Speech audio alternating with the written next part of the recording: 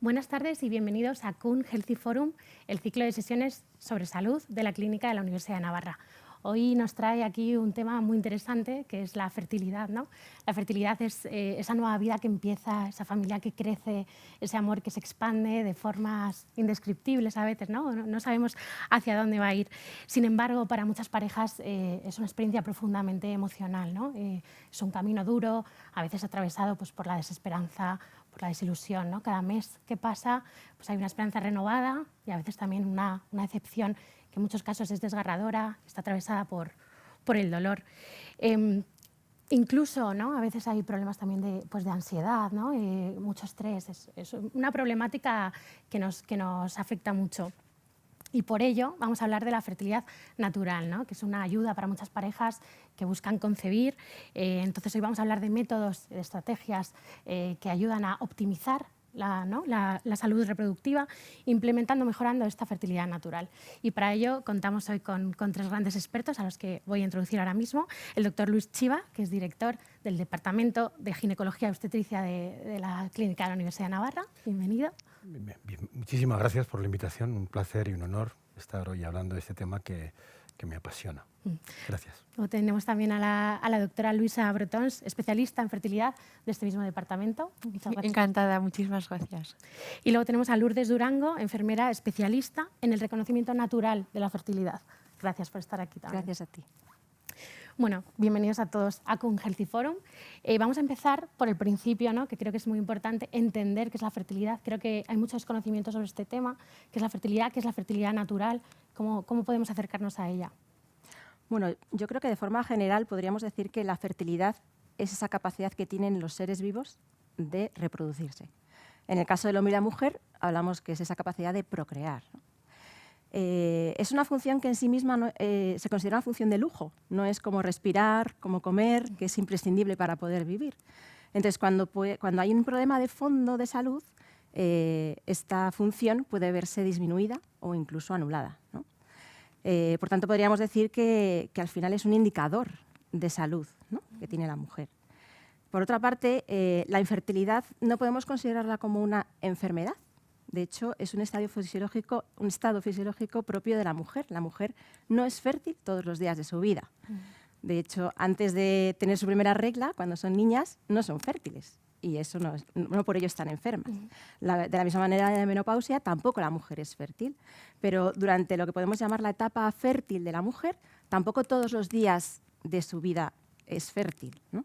De ahí la importancia de reconocer en cada uno de esos ciclos cuáles son los días en los que es fértil, ¿no? Porque una relación puede terminar en un embarazo. Sin embargo, ahora mismo, ¿no?, me estabas comentando, hablamos de ciclo menstrual, hablamos muchos temas que tienen que ver con la mujer. Siempre que hablamos de temas de fertilidad, hablamos mucho de mujer, pero ¿qué tienen que ver los hombres también en este aspecto? Evidentemente es una cosa de dos.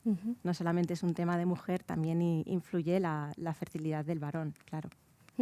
¿Qué aumenta el riesgo en la infertilidad de las mujeres y de los hombres también, por entender un poco así introductoriamente? Bueno, podríamos decir que hoy en día está detrás de todo esto, todos los estilos de vida, ¿no?, que tenemos hoy en día.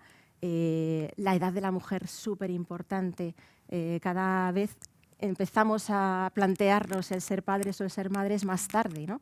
Anteponemos el trabajo, tener una serie de seguridades, y esto hace que se empiece cada vez más tarde, y sabemos que la mayor causa de infertilidad hoy en día es precisamente la edad de la mujer, ¿no? Por eso que decíamos antes que llega un momento que ya dejas de ser fértil, ¿no?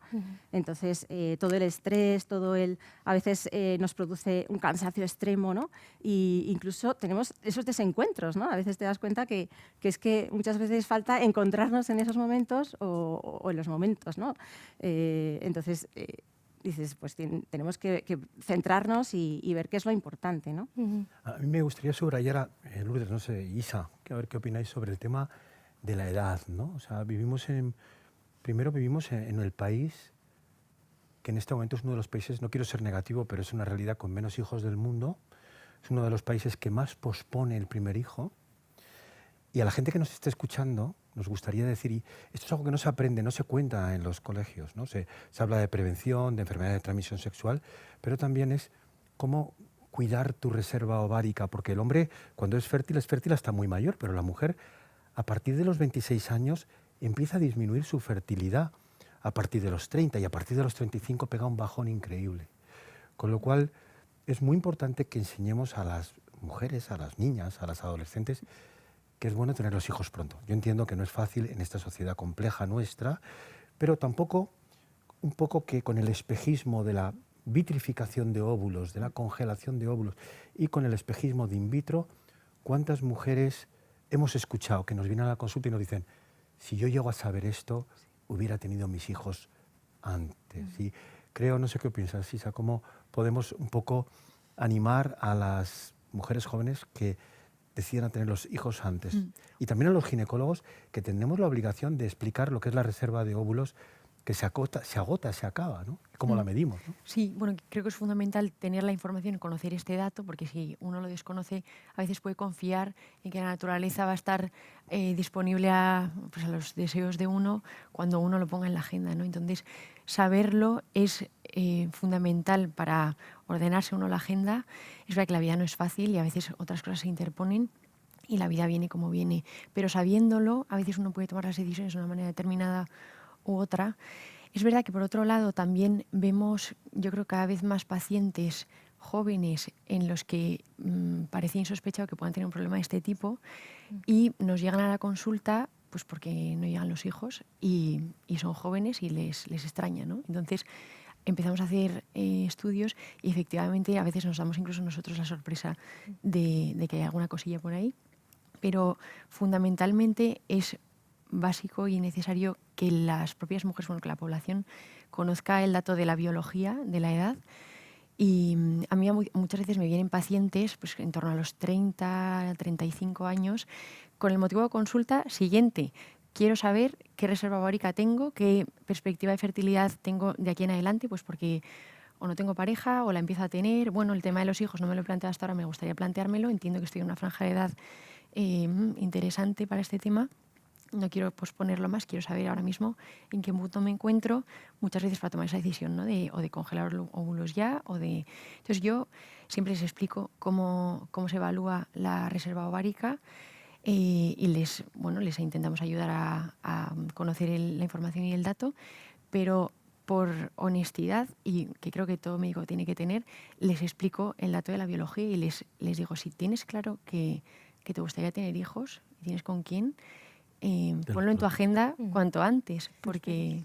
Claro, esa es una pregunta, ¿no? También, ¿qué tipo de paciente en sus respectivas áreas, ¿no?, suele llegar y en qué estado llega, ¿no? Ahora nos acaba de introducir la doctora Bretons que hay veces que llegan, creo que son las menos, ¿no?, como preventivamente, en general es cuando ya detectan quizá el problema, cuando llegan a consulta. Hay un poquito de todo, porque en la unidad también tenemos la parte de planificación familiar natural, entonces vienen incluso vienen novios para aprender a conocer su ciclo, pero es verdad que la mayoría de las pacientes que vienen consultando por infertilidad pues vienen después de ya un tiempo. Hay algunas que vienen como primera consulta, la primera vez que acuden a un centro, otras vienen ya de otros centros que han intentado otras técnicas o que les han hecho un estudio más o menos completo. Algunas vienen, ¿has hecho estudio de fertilidad? Sí, sí. ¿Y qué te has hecho? La hormona antimuleriana.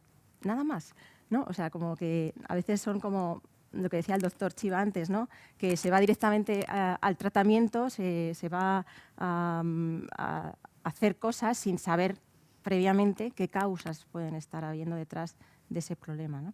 Luego también, muchas veces llegan parejas que previamente ya han tenido hijos sin ninguna dificultad y de repente se encuentran con que pasa el tiempo y no llega nadie más y vienen extrañados diciendo, bueno, pues no nos costó nada al principio y ahora qué pasa, ¿no? Y en esos casos también a veces, aunque uno haya tenido hijos previamente, a veces pueden ocurrir cosas por el camino que dificulten la fertilidad a posteriori. También nos encontramos casos así. Y luego vienen ese grupo de mujeres que han pasado por in vitro, que han fracasado. Algunas nosotros no podemos ayudarlas, ¿no? Pero es muy interesante porque, o sea, una de las grandes diferencias de nuestra perspectiva respecto, nosotros no hacemos in vitro en la Universidad de Navarra, hacemos lo que llamamos, lo hablaremos después, una medicina restaurativa, y viene gente que no se ha hecho prácticamente ningún estudio. Desde el momento cero se le hizo una microinyección, se le hizo una congelación de embriones, se le hizo y no vienen embarazos. Y es muy llamativo que hasta 1 de cada 4 de esas mujeres se acaban quedando embarazadas, porque si encontramos la causa y si la edad es razonable, etcétera, ¿no? Con lo cual, y también las acogemos y intentamos ayudarlas, ¿no? O sea que tenemos gente de muy diversas, tenemos historias muy bonitas también, gente que no se quedaba embarazada en años y que se han quedado, o sea, tenemos gente muy heterogénea, ¿no? Que también viene a ver, sobre todo, podríamos decir que tenemos una mayoría de gente que busca una alternativa al in vitro, a la reproducción asistida. Bueno, esas historias de esperanza yo creo, ¿no?, que son muy importantes con realismo, pues son importantes también. Le interesa mucho a la gente saber un poco, sé que es difícil, pero cuánto dura el proceso, sobre todo este estudio, ¿no?, para conocer las causas de la posible infertilidad, ¿cuánto suele durar? Pues el proceso de ver las causas, o sea, de lo que es el estudio de fertilidad, normalmente en 2 meses, 3 como mucho, 3 meses no, ciclos, ¿no? Porque todo esto tiene que ir en relación al ciclo menstrual, entonces depende de los largos o cortos que sean esos ciclos, pues evidentemente no podemos correr más que el ciclo de la mujer y tenemos que respetar esos tiempos, ¿no? Porque hay algunas pruebas que dependen del momento del ciclo en el que esté, ¿no? Y es posible que ya en ese estudio, ¿no?, cuando la mujer se va conociendo, se produzca un embarazo. Es posible, es bastante posible. A veces simplemente, como digo yo, conociendo dónde está la diana, ¿no? Que es lo que les enseñamos, ¿no? Con ese conocimiento de la fertilidad, es aprender dónde está la diana y tener ese trato, ¿no? Porque también trabajamos mucho ese estar con ellos, acompañarles, ¿no? Pues hay veces que se quedan embarazadas, ¿no? Si no hay ninguna otra causa, evidentemente. Si hay una causa, pues primero hay que tratarla, claro. De hecho, esa era una pregunta, ¿no?, que teníamos. El papel de la enfermera también es muy bonito, ¿no? Ese acompañar, ese también, no sé, trabajar un poco la paciencia, a conocer las causas, pero bueno, entender que es un proceso, ¿no?, que se acompaña mucho también en la clínica. Yo la verdad es que me siento súper afortunada del trabajo que tengo. Disfruto muchísimo porque, claro, te llega una pareja que no conoces de nada y que tampoco te conocen a ti. Entonces vas a entrar en un tema súper íntimo, ¿no? Entonces hay que entrar con un profundo respeto, con una gran delicadeza, casi de puntillas, ¿no? Respetando sus tiempos, ir cogiendo confianza. Entonces todo eso es un proceso que, bueno, a mí me gusta mucho hacerles reír porque vienen con muchísima tensión, entonces nos reímos muchísimo en la consulta, también lloran, ¿no? Y entonces las pones el hombro y ese acompañamiento, la verdad es que a mí me parece preciosísimo, ¿no? Y van saliendo muchas cosas que tienen dentro, pues lo que decíamos antes, ¿no? Del corre, de aquí para allá, pues al final pues no pueden estar juntos todo lo que quisiera, ¿no? El cansancio, no sé qué, y van cayendo en la cuenta de, ¿no?, de ese propio conocimiento, pues es un proceso que yo siempre les digo, a ver, esto es una carrera de fondo, no te puedes desfondar y querer correr mucho porque esto tiene sus tiempos.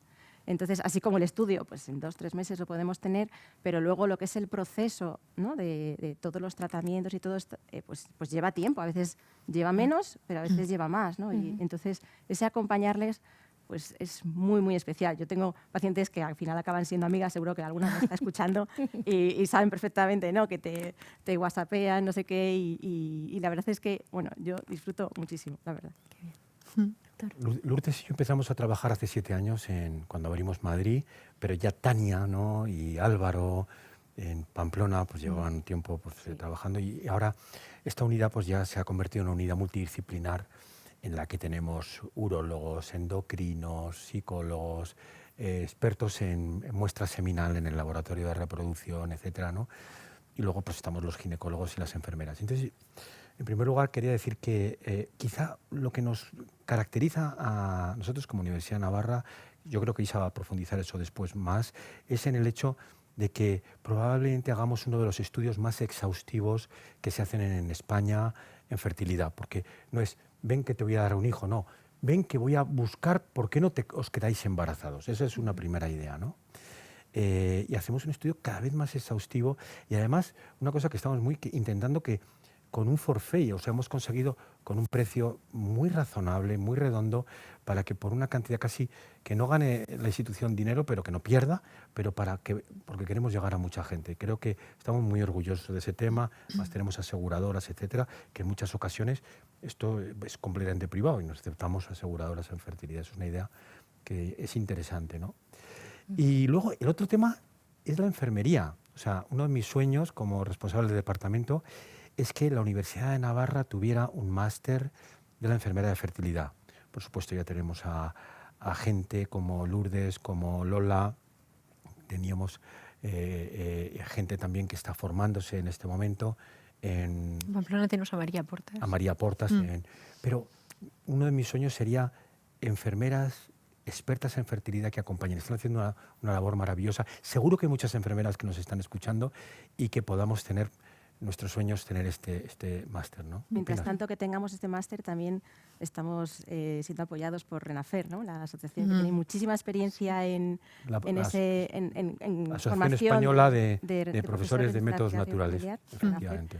Y nos está apoyando muchísimo a la hora de formar, ¿no? Tiene muchísima experiencia formando monitoras y la verdad es que es un gusto, ¿no? Poder contar. Bueno, nosotros también somos socios de RENAFER, ¿no? Pero sí que... A mí me gustaría decir del trabajo de enfermería, y me chifla el trabajo que tiene Lourdes, porque muchas veces los pacientes, las parejas van al seguimiento con la enfermera enfrentándose al seguimiento pensando que va a ser una cosa como muy tediosa, de tener que registrar las cosas, como de estar muy encima, un rollo, etcétera.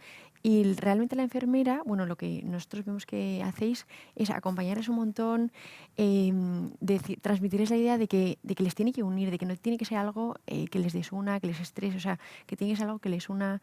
En general las consultas suelen ser o muy divertidas o se desahogan. Sí. O sea, yo cuando nos vienen las pacientes les pregunto ¿qué tal con la enfermera? Y me cuentan, ¿no? Pues súper bien porque pues tal cual. Entonces yo creo que con el ginecólogo tenemos una conexión bueno, pues muy diferente, muy especial, pero con la enfermera tienen otra muy bonita también, porque realmente es la que pues todos estamos muy encima de los pacientes, ¿no? Les vamos siguiendo. En el día a día. Sí. Pero es muy bonita la relación que se genera así. Y doctora, una vez que se realiza este estudio, ¿qué causas y patologías suelen ser, bueno, no sé, las más habituales o en cuáles podemos incidir sobre la infertilidad? Pues hay unas cuantas. Nosotros cuando recibimos una pareja que viene con este motivo, ¿no? Pues entra una pareja en la consulta y dice, bueno, pues venimos porque llevamos tanto tiempo buscando pues, que llegue un hijo y no llega. Primero hay que ver un poco el perfil de la pareja, ¿no? Cuánto tiempo llevan buscando, qué edad tienen, qué hábitos de vida, qué antecedentes médicos, si tienen alguna cosa de salud ya previa, cosas así. Y en general, cuando es una pareja pues sana, joven o pues, que no se conoce nada médico así como de inicio, les explicamos que el estudio básico de fertilidad, porque pues, empieza por lo más básico y según se va avanzando en el estudio, ¿no? Pues sí, pues se va viendo si hace falta hacer más cosas o no. Pero el estudio básico les explicamos que consiste en ver que el hombre funciona bien, que la mujer funciona bien y que hay comunicación entre los dos. Entonces, que el hombre funciona bien se estudia con un seminograma, se estudia una muestra de semen del varón, que en nuestro centro se obtiene de una relación sexual normal entre los dos, con un colector especial que nos traen y así estudiamos su muestra, ¿no? Y vemos el varón si tiene una muestra de semen normal o si tiene alteraciones, en las cuales puede haber varios tipos de alteraciones, ¿no? Entonces depende de lo que encontremos, a veces puede haber incluso una infección que hay que tratar. Bueno, según lo que veamos, a veces podemos poner un manejo inicial que suele ser suficiente, a veces hay que derivarle al urólogo. Después, que haya comunicación entre los dos. El estudio de las trompas es fundamental porque es necesario, o sea, es el lugar de encuentro entre el óvulo y el espermatozoide, es donde ocurre la fecundación, que en muchos sitios no se evalúa o nosotros le damos mucha importancia porque es necesario. De hecho, muchas veces hasta que no conocemos ese dato no avanzamos más, porque si no sabemos si las trompas están obstruidas o no, el resto de cosas que podamos hacer puede que no valgan la pena. Entonces, las trompas se evalúan de una manera muy sencilla, que es metiendo un contraste a través en la propia consulta, con la paciente despierta como una consulta normal. Generalmente a través de ecografía o rayos X se mete un contraste, un líquido que brilla, que podemos ver a través del cérvix dentro de la cavidad del útero, y vemos cómo atraviesan las trompas o si vemos que hay un punto de obstrucción. Y generalmente cuando están obstruidas, muchas veces lo que hacemos es mandarlas a recanalizar. La recanalización es una intervención que hacen los radiólogos intervencionistas, que consiste en en introducir un cablecito muy finito dentro de la cavidad uterina a través de la trompa, y la tasa de éxito que tiene es altísima. Es un procedimiento súper sencillo y muchas veces tras ese procedimiento de liberar la trompa las pacientes se quedan embarazadas. Después... un comentario respecto de esto, y es que nosotros nos hemos convertido en un centro experto en hacer esto. A mí me gusta decir que la causa tubárica, la patología tubárica, la patología de la trompa es como la cenicienta. Es abandonada en el momento que en cualquier sitio tiene la trompa, in vitro. Y resulta que un 34% de las pacientes recanalizadas se nos han quedado embarazadas. Y al final hemos generado unos skills, unas capacidades, nuestros radiólogos intervencionistas, capitaneados por Alberto Alonso, que con sedación, lo hacemos siempre, cuando hay patología, es capaz de colarse. Y no, por supuesto que no siempre conseguimos embarazo, pero hemos tenido un montón de embarazos después de la recanalización, ¿no? Y también trabajamos, otra cosa es la gente que se ha ligado las trompas, se las desligamos en nuestro centro también, pero bueno, eso sí. Si quiere. O sea que, perdón, en general se localiza el problema, se realiza un diagnóstico y entonces se procede, entiendo que dependiendo de cuál es el problema, ¿no? La causa de la infertilidad. Hay veces que no encontramos un solo problema, hay veces que encontramos varios, entonces pues abordamos todos. Y luego más problemas. Sí, me ha faltado comentar la parte del estudio de la mujer, que es un poco más complejo, porque la mujer pues, tiene un ciclo menstrual pues, con varias fases. Entonces es muy importante hacer el estudio de todas ellas, ¿no? La preovulatoria, la ovulatoria y la posovulatoria. Muchas pacientes piensan que simplemente necesitan ovular, que ahí se acaba la historia. Y no es verdad. Aparte de que el ovario suelte un óvulo que se pueda fecundar, luego es necesario que los ovarios sigan haciendo bien su trabajo, que todos los valores hormonales sean adecuados. Entonces, en general, el estudio que ha comentado Lourdes, ¿no? Pues que tardamos unos ciclos en hacer, en concreto con la mujer es importante que sea coordinado con el momento del ciclo, en función de las cosas que hay que evaluar. En concreto, al principio del ciclo evaluamos el estado hormonal, no solo de hormonas ginecológicas, sino de otras hormonas que, si están alteradas, pueden afectar a la fertilidad, pues, tiroides, prolactina, otros sistemas hormonales que muchas veces son la causa.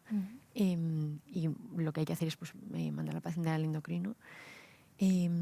Después evaluamos de una manera no muy compleja, es verdad que en el ciclo de estudio, yo a veces lo llamo pues, que es un ciclo intenso que se viene varias veces porque hay que ir viéndolo, ¿no? Según el ciclo va avanzando.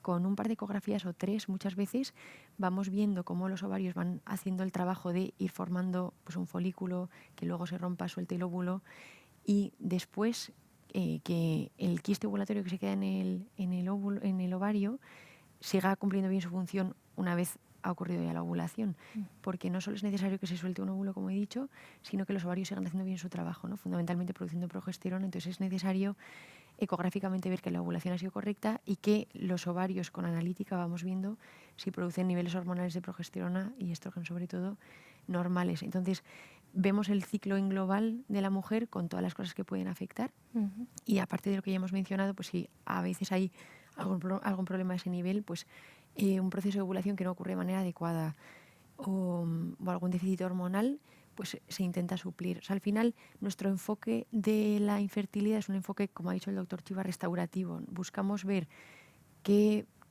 cosas que intervienen en el proceso de que llega un hijo, no, a nivel de salud, no están bien. Intentamos, de manera médica, ¿no? Pues, o con algún tratamiento o con cirugía en ocasiones, con lo que esté en nuestra mano, restaurarlo y devolverlo lo más cercano a la normalidad posible para que el embarazo pueda suceder de manera natural. Deben comentar que, o sea, hacemos muchas más pruebas. Vemos también si hay infección en el tracto genital. Y luego nos encanta una cuestión que es muy nuestra también, es estudiar la relación entre la secreción cervical en la fase fértil, que es una secreción que se abre a la vida, y la muestra de semen. Y hacemos el test postcoital, que se ha abandonado en muchísimos centros, pero intentamos ver la calidad de la secreción cervical, que es la puerta a los espermatozoides, que no se estudia en muchos sitios, ¿no? Y eso nos puede orientar sobre cómo mejorar esa secreción cervical o cómo conseguir que esos espermatozoides atraviesen, ¿no? La puerta del cérvix uterino. O sea que estamos... Y luego hay una enfermedad que no hemos mencionado, que seguro que Isa quiere apostillar, que es la endometriosis. Es una enfermedad que afecta a un 15% de las mujeres infértiles, que hace sufrir muchísimo, ¿no? Y que nosotros también trabajamos en forma de cirugía restaurativa en muchos casos, ¿no? Sí, la endometriosis la verdad es que es un problema a nivel de fertilidad. Nos llegan muchas pacientes que previamente a buscar hijos pues ya son pacientes pues que suelen tener dolor, reglas muy dolorosas, etcétera, que a la hora de plantearse que llegue un hijo a veces encuentran dificultades. En general, la endometriosis en el resto de centros se aborda directamente con reproducción asistida porque se da por perdida. O sea, es una patología que una vez que se identifica se considera pues, compleja, ¿no? O no se le da la oportunidad a la paciente de poder resolver la afectación endometriósica que tenga, que puede ocurrir en diferentes grados. nosotros intentamos abordarla y muchas veces planteamos incluso una laparoscopia, que es una cirugía muy sencilla, a través del ombligo, es poco invasiva, se llama cirugía mínimamente invasiva, en la que se explora la cavidad abdominal de la mujer y bueno, se intenta resolver toda aquella afectación que pueda tener a causa de endometriosis, adherencias, implantes endometriósicos que pueden estar causando inflamación. Todo eso, al reducir, se ha visto que mejora mucho la fertilidad. Entonces son pacientes que en otros sitios automáticamente son derivadas a técnicas pues de reproducción asistida, que bueno, en nuestras manos intentamos manejar esa patología para bueno, poner el caso en favor de mejorar la fertilidad. Y luego, por otro lado, me gustaría comentar, hay otra patología también muy interesante, que es la endometritis crónica, que es una inflamación crónica en el endometrio a causa de una infección, ¿no? Pues la presencia de gérmenes que no deberían estar en la cavidad del útero, que acaban causando un proceso inflamatorio que hacen que el endometrio, que es la capa interna del útero donde el embrión se implanta, o sea, donde el embarazo se enraiza, hacen que ese tejido esté inflamado, no esté receptivo para poder recibir el embarazo. Y es causa, bueno, casi siempre es asintomática, pero es causa o de infertilidad o de abortos de repetición. Es una patología que no se conoce desde hace mucho. La mejor evidencia científica que hay ha ido saliendo en los últimos 5 años. Y bueno, en general, en muchos sitios se trata pues, con antibiótico oral, que es como pues, la forma más general de tratarla, pero ya se ha demostrado que no es un tratamiento súper eficaz.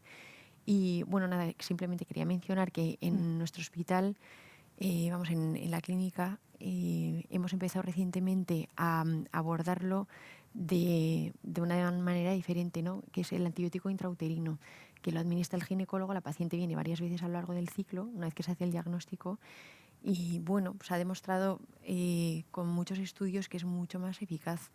Entonces, bueno, nos encontramos pacientes que pues en otros sitios no se lo tratan. Nosotros procuramos que sí, la verdad es que el resultado es bueno. Yo creo que se ve, ¿no?, la diferencia en la forma de abordar los temas de fertilidad en la clínica de la Universidad de Navarra. Doctor Chiva, me gustaría que nos hablara un poco de esto, ¿no?, de la perspectiva que tiene la clínica en este punto que es diferenciador. Bueno, la pregunta me encanta porque realmente, si quieres que te sea sincero, fue un poco el motivo por el que yo me vine aquí a la clínica, ¿no? Yo ya llevo más de 30 años, 34 años como ginecólogo, y mi ilusión en mi vida hubiera sido desde el principio haberme dedicado a la fertilidad, que siempre me ha apasionado y he trabajado en ella siempre, pero bueno, realmente al final me especialicé en cáncer, que es lo que he tenido más relevancia, ¿no?, internacional, pero nunca lo he dejado y me he dedicado luego, desde que vine aquí, porque quería plantear una fertilidad diferente, una fertilidad, por supuesto, multidisciplinar, pero que integradora, holística, que fuera muy respetuosa con lo que es la procreación, con lo que es la relación, con lo que fuera muy respetuosa con el embrión. Y en ese sentido, pues, hicimos una propuesta y también que coincidía perfectamente un poco con la estrategia de la Universidad de Navarra, ¿no? ¿Cuál es la diferencia fundamental? Bueno, podríamos definirlo con varios puntos o varios. En primer lugar, un respeto grande por lo que es la relación sexual. O sea, pensamos que todo ser humano tiene derecho a nacer de un acto de amor. Y bueno, casi todas las técnicas de reproducción asistida esto no se pide, ¿no? Pues el señor se masturba en la clínica, ¿no? Y no hay una relación. Y a mí me produce una cierta tristeza, porque también, incluso en reproducción asistida, es un tema que se podría cuidar, ¿no? Al final son dos personas que, fruto de ese cariño, desean tener un hijo. Entonces eso lo cuidamos. Tampoco criticamos lo otro. Sencillamente ofertamos esta opción, ¿no? Entonces, eso es una cuestión. La segunda cuestión es que utilizamos siempre gametos, o sea, los gametos, que son las células reproductoras, vienen de la pareja. O sea, no trabajamos con gametos del mercado, que se compren o se donen, que también los respetamos, pero evidentemente son de la pareja. Lo otro pues también tiene sus lecturas y sus complejidades que no las entendemos. Y luego, la tercera y la cuarta cosa es que la fecundación sea intracorporal, o sea, que no manipulemos al embrión, y que tratemos al embrión desde una perspectiva de un ser humano adulto.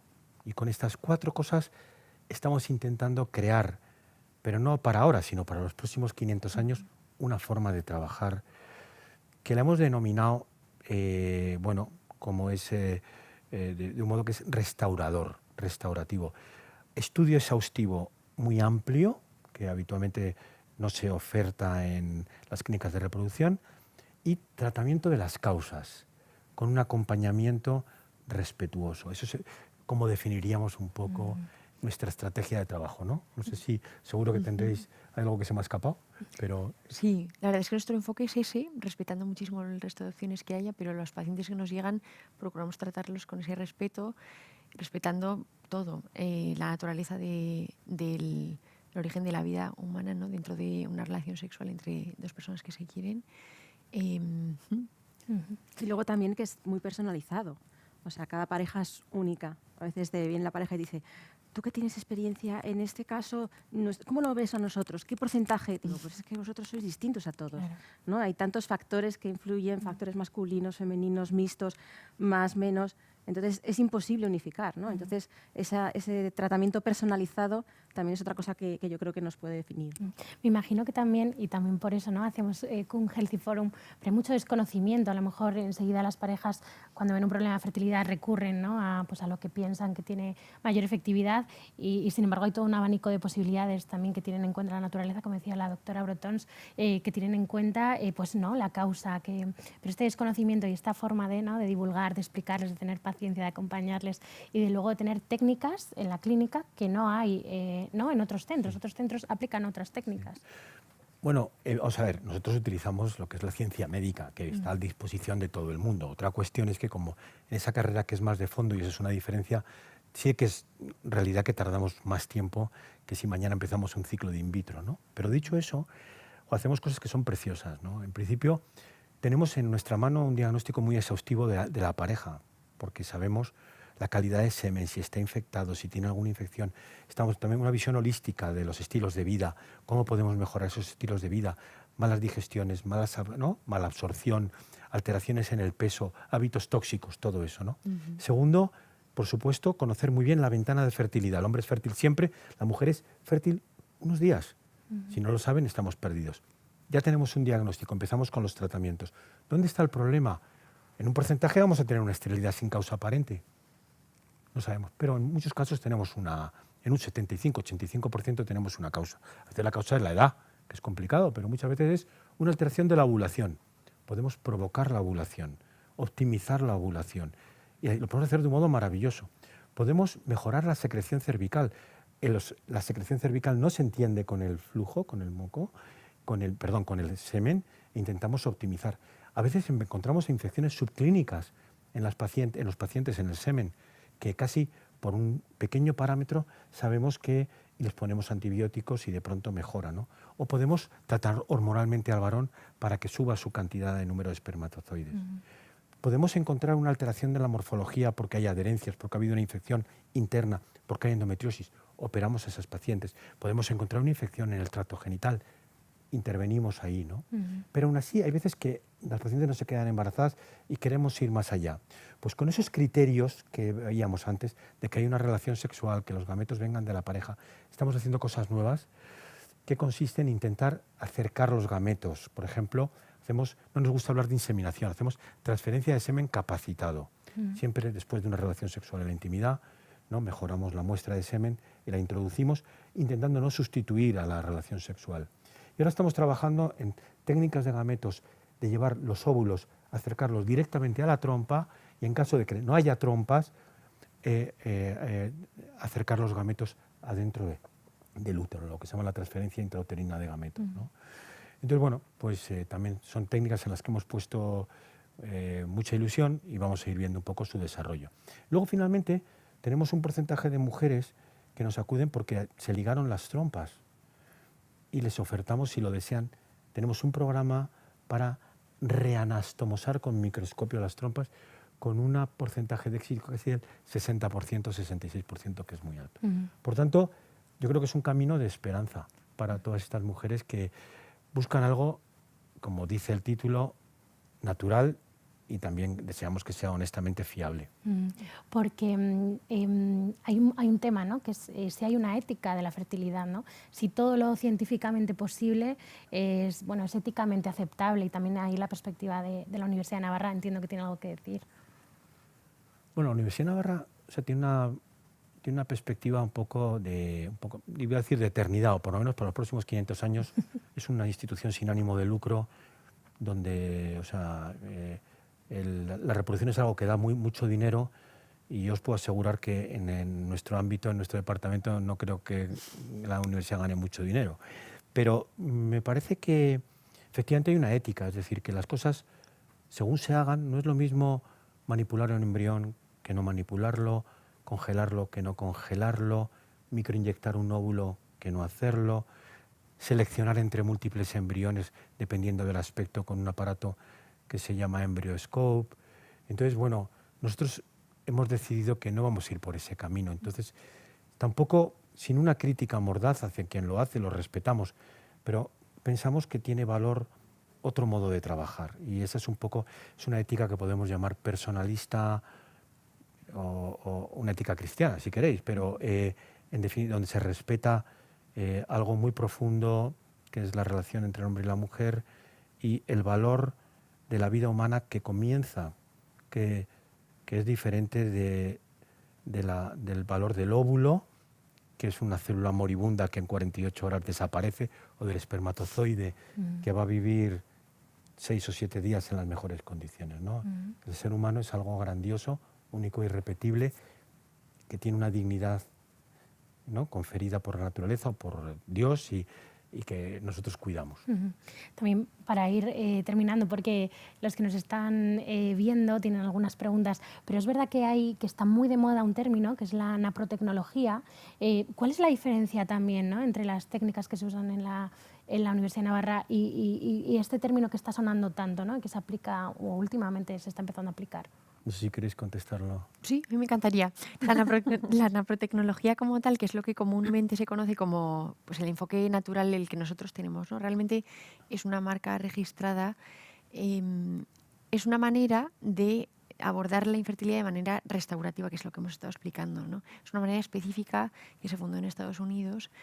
Bueno, realmente lo que se hace es muy parecido, el enfoque es el mismo, pero no es el abordaje que utilizamos en la clínica restaurativo, no es en sí naprotecnología. La naprotecnología es algo más concreto. Bueno, no sé si queréis... Sí, es una marca registrada. Es decir, que hay que hacer como una especie de curso para poder realmente tener... De hecho, nosotros tenemos a la doctora Tania Rasti, que ha hecho ese máster, y por tanto podemos decir que ella hace naprotecnología. Nosotros hacemos algo mucho más amplio, ¿no? O sea, tenemos todo el libro de medicina a nuestra disposición para hacer tratamiento de la fertilidad de un modo restaurador, ¿no? O sea que, básicamente, de algún modo uno no se puede aplicar que hace NAPRO si no ha hecho el máster ese, y decimos, bueno, esto tiene que ser algo mucho más amplio que tener el título de NAPRO. O sea que, efectivamente, cualquier persona... Además, se utiliza un sistema que se llama, muy bonito, que se llama Creighton, que es para encontrar el ciclo. Nosotros utilizamos sintotérmico, que nos parece más adecuado o que se acomoda mucho. Por tanto, son primos hermanos, gente que nos encanta su aproximación, trabajamos juntos en los congresos, pero tenemos quizá una visión académica que nos parece más amplia y que no requerimos de ese requisito de un título, ¿no? Que me parece también interesante es esa visión amplia, ¿no? O sea, nosotros lo que hacemos es tratar las patologías.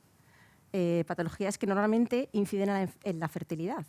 Pero aunque haya una pareja o una mujer que no tenga un problema de infertilidad porque no esté buscando embarazo, también viene a la consulta, ¿no? Y pues que tiene ciclos irregulares, que tiene dolor, entonces también tratamos a esas pacientes, aunque no estén buscando un embarazo, ¿no? Porque lo que se trata es la patología, ¿no? Que no es la infertilidad, como hemos dicho antes, sino lo que hay detrás que puede llegar a producir infertilidad, ¿no? Entonces, no solamente son gente casada o matrimonios, ¿no?, que buscan embarazo y no lo consiguen, sino que perciben que tienen un problema de salud que pueden incidir indirectamente en la fertilidad y que también pueden ser tratados. Y también Sí, muchas veces vienen, vienen ¿no? pacientes con alteraciones menstruales que no están para nada en el panorama de buscar hijos y gracias al reconocimiento natural de la fertilidad se detectan déficits hormonales que son la causa o alguna otra patología endocrinológica que lo es también, con lo cual no sirve solo para el embarazo, sino para, bueno, como ha La dicho salud. Lourdes, es un indicador de salud y cuando lo estudiamos a veces encontramos la causa de muchas otras cosas. Y yo añadiría a lo anterior que realmente nuestro enfoque es muy parecido al de la naprotecnología, pero salvando las diferencias, en general nuestro enfoque es restaurativo, respetando la naturaleza y buscando las causas de las cosas, procurando restaurarlas desde el punto de vista médico, para, como he dicho antes, devolver toda la normalidad, lo más cercano a la normalidad posible para que el embarazo pueda suceder de manera natural. En concreto, todo lo que hacemos procuramos que esté científicamente demostrado, o sea, que todo lo que hagamos se haya demostrado qué efecto tiene, si tiene relevancia o no.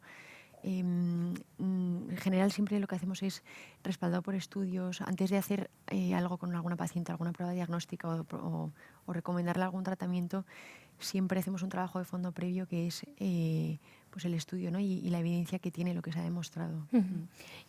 Para recoger un poco las preguntas ¿no? del chat, de las personas que nos están viendo a través de YouTube, sobre todo lo que más se repite, y entiendo que trabajan mucho con esto, es el tema del estilo de vida, ¿no? De causas como, hemos hablado mucho de la edad, que es el tema yo creo más importante, ¿no? Pero estilo de vida, estrés, cómo influye todo esto, el ejercicio físico, hasta qué punto es importante. También preguntaban si hay algún tipo de ejercicio que es mejor que otro. Bueno, en el punto en el que podamos entrar sin a lo mejor extendernos demasiado, un poco el estilo de vida que favorece la fertilidad de manera natural. Bueno, yo creo que también es mucho, no me sale la palabra, mucho sentido común, ¿no? O sea, ni el ejercicio excesivo es bueno, ni tampoco una vida sedentaria. Todo lo que sean hábitos tóxicos, tabaco, alcohol, pues evidentemente no favorecen la fertilidad, ¿no? El estrés, el ir corriendo, ¿no? El no tener tiempo para estar uno con el otro, pues también eso evidentemente hay que cuidarlo, ¿no? Entonces ahí en esos estilos de vida, la dieta mediterránea evidentemente es maravillosa, ¿no? Bueno, y si hay algún problema, ¿no? Lo que decía antes el doctor, de problemas digestivos y tal, pues un poco ver cuáles pueden ser las causas, ¿no? Y luego imagino también, ¿no? Una pregunta que nos hacen es pues cómo entender el ciclo menstrual, ¿no? ¿Qué cambios en el ciclo menstrual pueden estarnos indicando pues, que puede haber un problema? Entendemos que cada paciente es un mundo, ¿no? Y que cada pareja se tiene que ver en concreto, pero bueno, no sé si así a grandes rasgos hay algo que nos pueda iluminar. Hay muchísimas cosas, sobre todo las verá Lourdes en el seguimiento que hace de las pacientes. A veces las propias pacientes, cuando hacen seguimiento con la enfermera, nos traen sus gráficas con todo lo que han ido registrando en sus ciclos y se pueden encontrar muchísimas cosas. Sangrados que no tocan, que no son propios de la menstruación, en momentos del ciclo en el que no debería haber sangrado. A veces un sangrado en mitad del ciclo, otro que es justo antes de la regla que se adelanta un poco. A veces ausencia de moco, de secreción cervical, que es lo que comúnmente se conoce como el flujo, ¿no? Que ha comentado el doctor Chiva antes. La secreción cervical es fundamental como indicador de salud. Es una de las funciones que tiene el cérvix, el cuello del útero, es producir esa secreción cervical, que puede ocurrir que no haya gran secreción cervical, salvo en los días previos a la ovulación. Hay mujeres que funcionan así.